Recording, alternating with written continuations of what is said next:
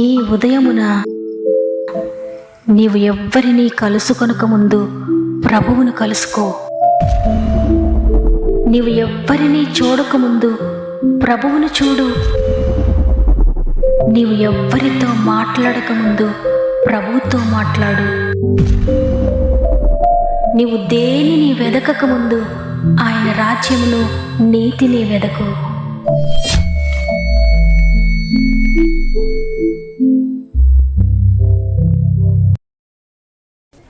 Praise the lord. దేవునికి మహిమ కలుగును గాక. ఈ ఉదయకాలమున గాడ్ ఫస్ట్ అనే వాగ్దాన కార్యక్రమానికి మిమ్మల్ని మీ కుటుంబాలను మరొకసారి ప్రేమతో ఆహ్వానిస్తూ ప్రభు నామంలో నా యొక్క ప్రత్యేకమైన శుభములు మీ అందరికీ తెలియజేస్తున్నాను.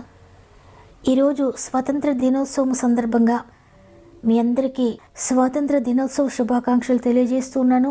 Happy independence day to all my Indian brothers and sisters.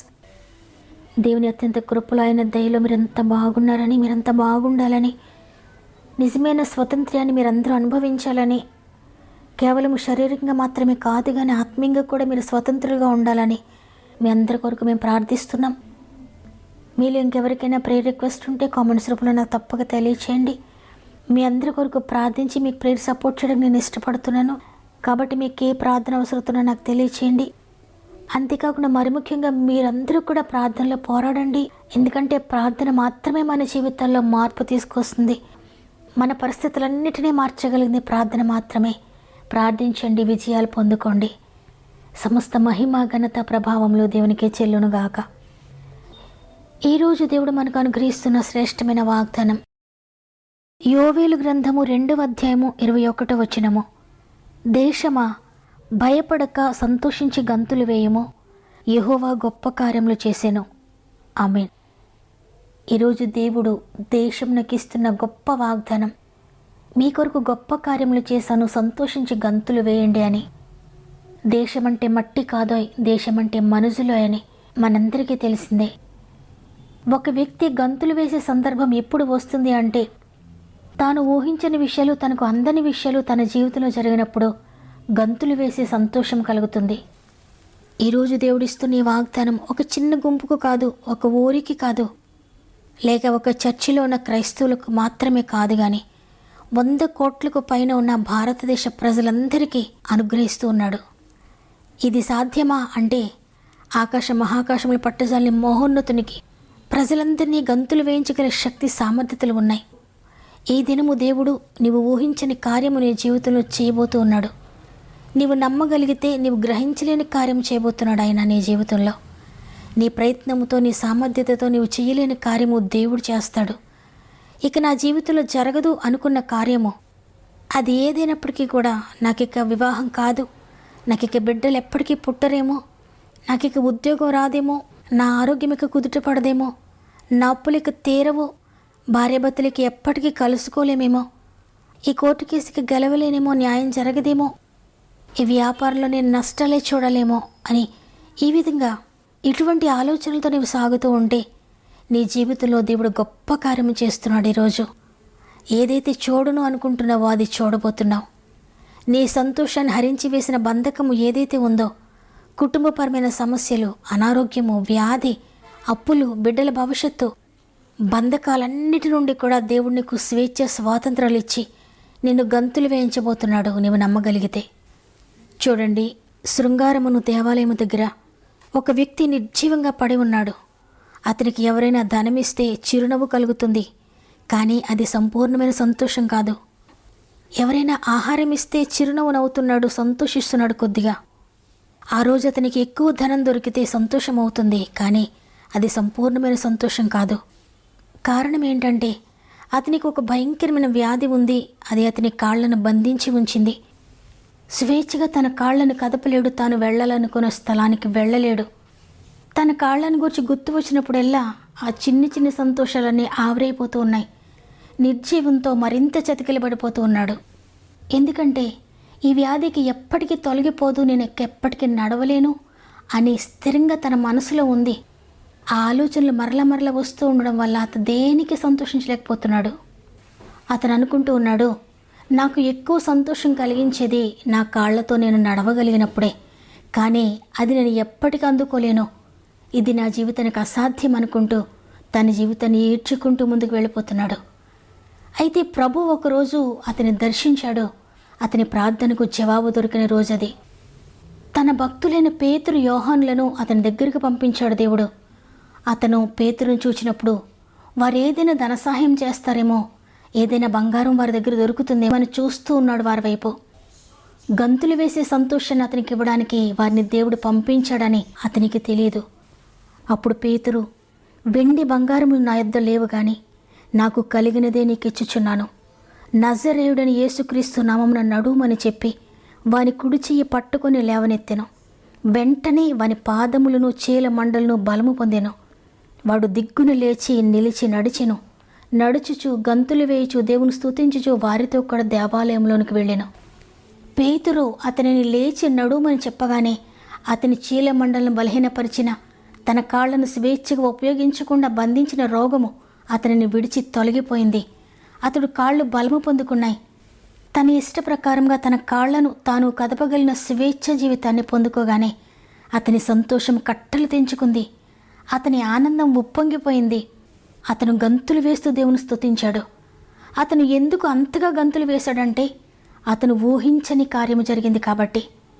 తన జీవితంలో ఎప్పుడు అనుకోనని కార్యము, తనకు అసాధ్యమైన కార్యము, డాక్టర్స్కి అసాధ్యమైన కార్యము, మందులకు అసాధ్యమైన కార్యము, ధనానికి అసాధ్యమైన కార్యము, ఎప్పటికీ జరగదనుకున్న కార్యము తన జీవితంలో జరిగింది కాబట్టి. ఈరోజు ఈ మాటలు వింటున్న నీ జీవితంలో కూడా ఇటువంటి కొద్దిపాటి సంతోషాలు నువ్వు కలిగి ఉండొచ్చు. కానీ చీకటి అంధకారపు శక్తులు నీవు ఆనందంతో సంతోషంతో జీవించలేని బంధకాలు నీ జీవితంలో కలిగించి ఉండొచ్చు.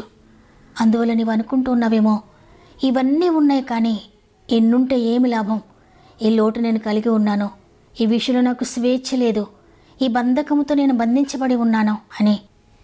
ఈరోజు నీ జీవితంలో కూడా ఇటువంటి అద్భుతము, నీవు ఊహించని అద్భుతము, ఇక జరగదనుకుంటున్న ఒక గొప్ప అద్భుతము నీ జీవితంలో జరిగించడానికి దేవుడు సామర్థ్యత కలిగి ఉన్నాడు. ఆయన నీ జీవితంలో కూడా ఎటువంటి గంతులు వేసి సంతోషాన్ని ఇవ్వాలని, నీ జీవితంలో కూడా నిత్య సంతోషాన్ని దయచేయాలని కోరుకొని ఈరోజు నీతో మాట్లాడుతున్నారు. దేశమా, భయపడక సంతోషించే గంతులు వేయమో, యెహోవా గొప్ప కార్యము చేసెను. ఈరోజు నీ జీవితంలో ఆయన గొప్ప కార్యం చేస్తున్నాడు. కాబట్టి ఇక భయపడొద్దు.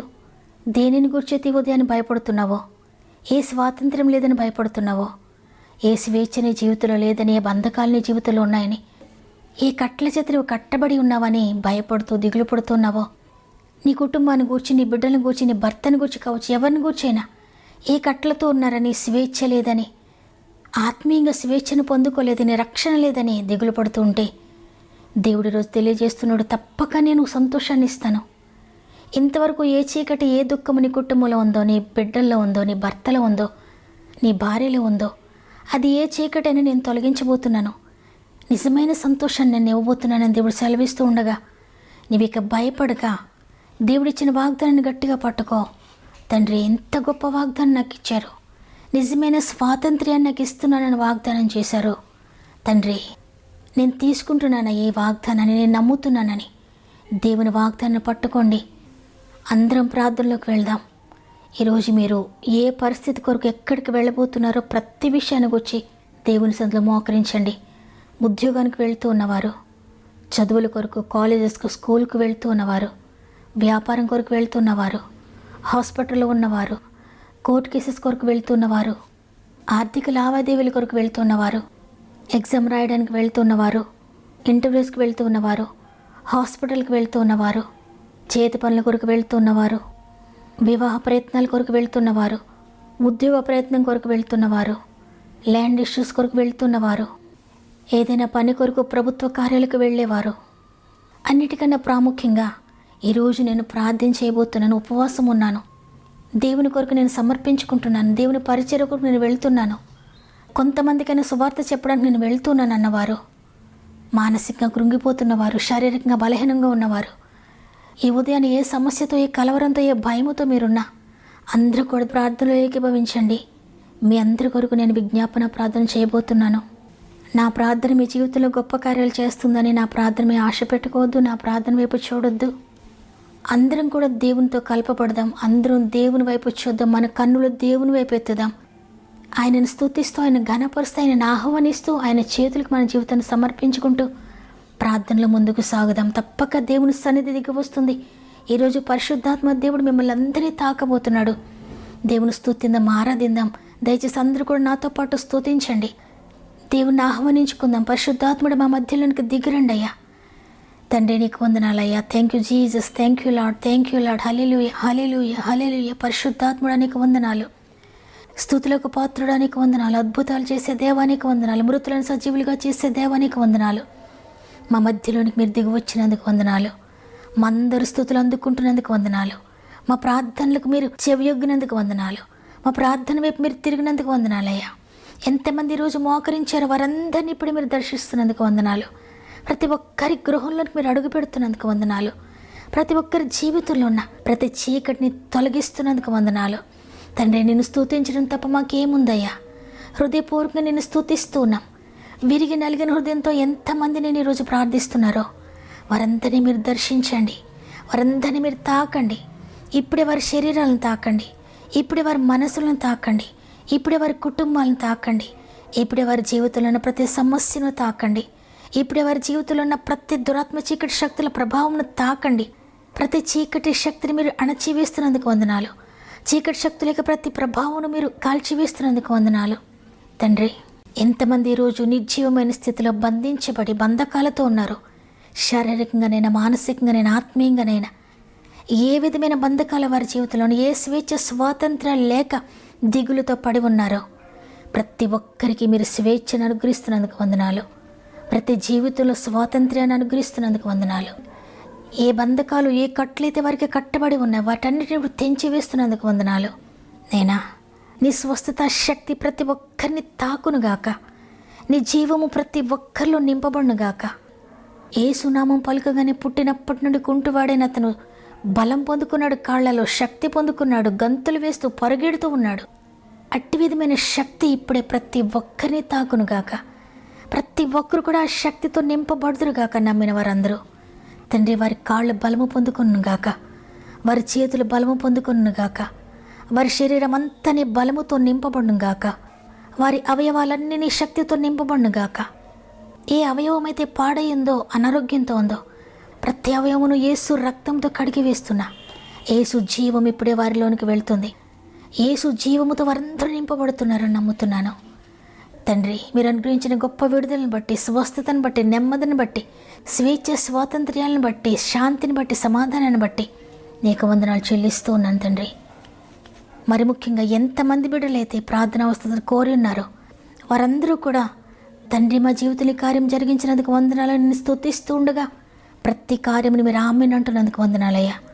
ప్రతి జీవితంలో మీరు చేస్తున్న కార్యములను బట్టి నీకు ముందుగానే వందనాలు, స్తుతులు చెల్లిస్తూ అనేక సాక్ష్యముల ద్వారా మీరు మహిమ పొందుకుంటున్నందుకు నీకు స్తుతులు చెల్లిస్తూ ఈ దినం ప్రారంభిస్తూ ఉండగా రోజంతా మా ఆత్మీయ కుటుంబానికి తోడుగా ఉండి వారు చేసే ప్రతి పనులు, వారు వెళ్ళే ప్రతి స్థలమే మీరు తోడుగా ఉండి నడిపిస్తారని యేసయ్య పరిశుద్ధమైన నామములు అడిగి వేడుకుంటున్నాను తండ్రి. ఆమేన్.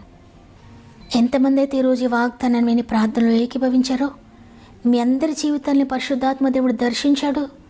అనేక స్వస్థత కార్యములు జరిగించాడు. ఆయన విశ్వసించి సంతోషించి గంతులు వేయండి. దేవుడు మీ జీవితంలో గొప్ప కార్యములు చేసి ఉన్నాడు. నమ్మిన వారందరూ కూడా థ్యాంక్ యూ జీసస్ అని కృతజ్ఞతతో కామెంట్ చేయండి. ఈ వాక్యం ద్వారా మీరు బలపడితే మీ ఇష్టాన్ని తెలియజేస్తూ వాక్యాన్ని లైక్ చేయండి. మీకు అనుకూలమైతే ఇంకా అనేక మంది బలపరచబడలాగున ఈ వాక్యాన్ని అనేక మందికి షేర్ చేయండి, అనేక మందికి పరిచయం చేయండి. దేవుని చిత్తమైతే తిరిగి రేపు అందరం కలిసి ఆయనను స్తుతిందాం. అంతవరకు ప్రభు మీకు, మీ కుటుంబాలకు తోడేండి నడిపించును గాక. God bless you.